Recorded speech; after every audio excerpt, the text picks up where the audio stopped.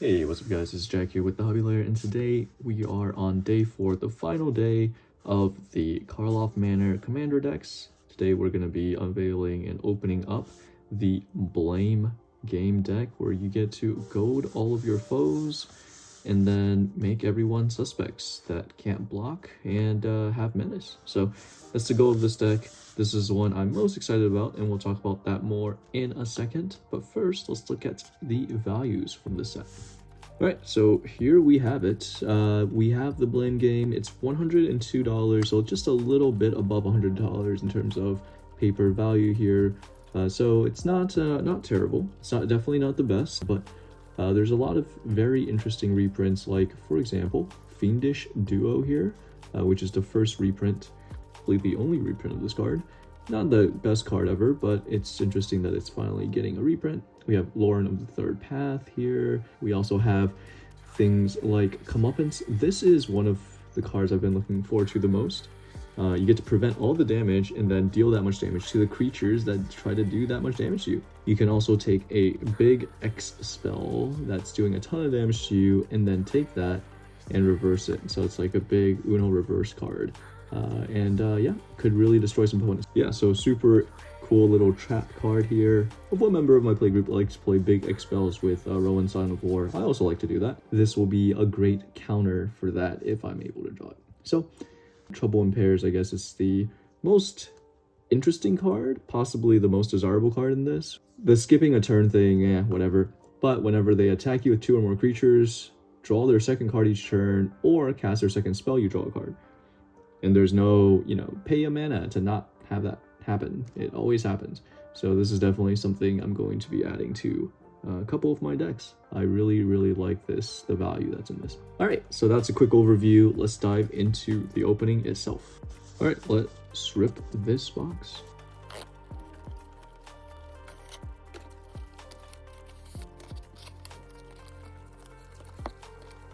Alright, so taking a quick look at the cardboard here, we have suspected markers, which I'm sure will come in use here, and then +1/+1s and double strike counters here. Set that to the side. Take a quick look at the cardboard box here.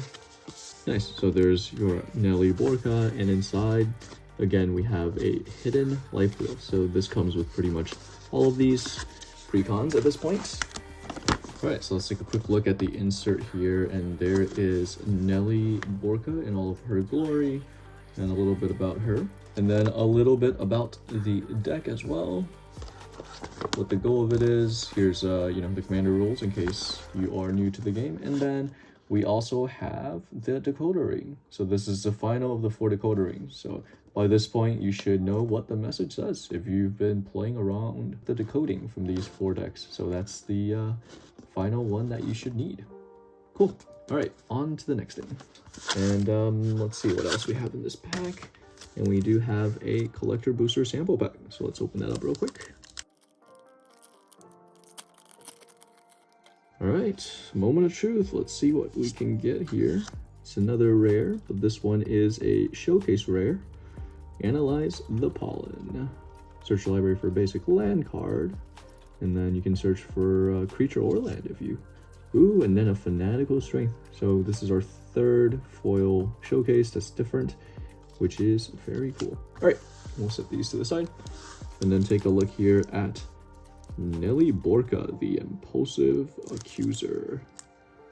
Yes, all right, so let's see if we can get this open. Man, that trick really works well.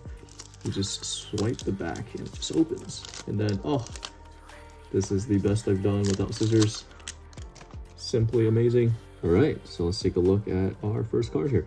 So this is the thick stock foil etched card, and ooh, it's very, very pretty. When it attacks, suspect target creature, then goad all suspected creatures. Nice. So you want to suspect as many things as possible and then goad them all. And then you'll be able to attack a ton of opponents that way. So here's the actual foil one.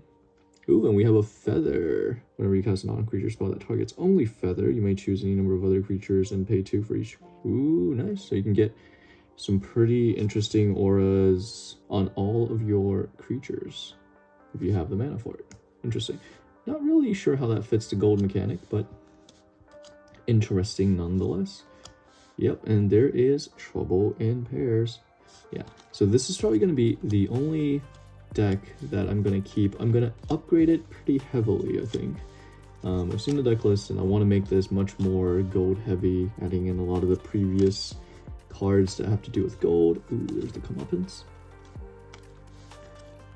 And I think this is really good for that. Ooh, we also have a nice little planeswalker here. Create 3/1/1, destroy all creatures, all big creatures, and then you get an emblem with creatures you control, get +2, and have flying. Nice. Keeper of the Accord. There's a Lord of the Third Path. Yeah, so I think I was talking a little bit about this earlier, but it's interesting. I wonder if this will be good for my Raining Cats and Dogs deck. Let's see, Windbrain Muse. Yeah, so a lot of my play group likes politicking and not actually. There's another Atali, Primal Storm. This card's getting a ton of reprints. Ooh, there's a Fiendish Duo. They really enjoy just not attacking, having really big creatures out, and not attacking until they have lethal on somebody, which is really, really annoying. It's one of those where, you know, if you're not gonna attack, why play the game? You gotta use your monsters. You can't just politic the whole time. So that's something that's been really annoying me a bit. I tend to attack a lot, and I probably deserve a lot of the retribution I actually get from doing it. But I would love for my opponents to also attack people every single turn if they have the creatures up and they're not worried about having to block other creatures. But that's kind of the thing, right? If you don't attack and you have your blockers up, people won't attack you, and it just makes every game last a very long time until someone has lethal. So I'm very excited about this deck because I think this will speed up the games a lot. It'll make a lot of people make some decisions they may not want to make initially, and I think that's good for the game itself. So I am extremely excited about this one. I'm going to keep the majority of it intact, but some of the sub-themes, like the feather one, for example, I am most likely going to get rid of for the time being. That deserves its own deck that's also probably really strong. So, all right, we're getting to the end of this. I think we're going to hit a couple planes here. So here's some of the Karlov Manor planes, and here's the other art for them. I feel like lands never get the appreciation anymore just because of all the cool full arts and stuff, but these are actually some really good looking lands. So we also have a construct token that is a soldier, human, nope, not human soldier, just a token creature soldier. And then we have humans that are ogres and soldiers. We have 3 soldiers here who are kobolds, Self-Care Keep. And then we have 2 ogres, a couple of golds. Man, this one, there's a lot of different things. A lightning rager, so I guess a lot of different tokens in this deck. We have the monarch, kobolds, and then an on your turn. All right, so that concludes all of our 4 Karlov Manor commanders. So we started with the Clue deck with Morska. Then we went to the Morph, Manifest, and Disguise deck with Cost. Yesterday was the Reanimation, and today is the most exciting of them all. It's Nelly Borka, the Goader. Hope you guys have enjoyed this small little series I've been doing. I'm probably going to do this with a couple of other Commander decks as well as they come out. Commander decks are one of my absolute favorite products. I think you get a ton of value for how much you're paying out of it, and you will always get that value.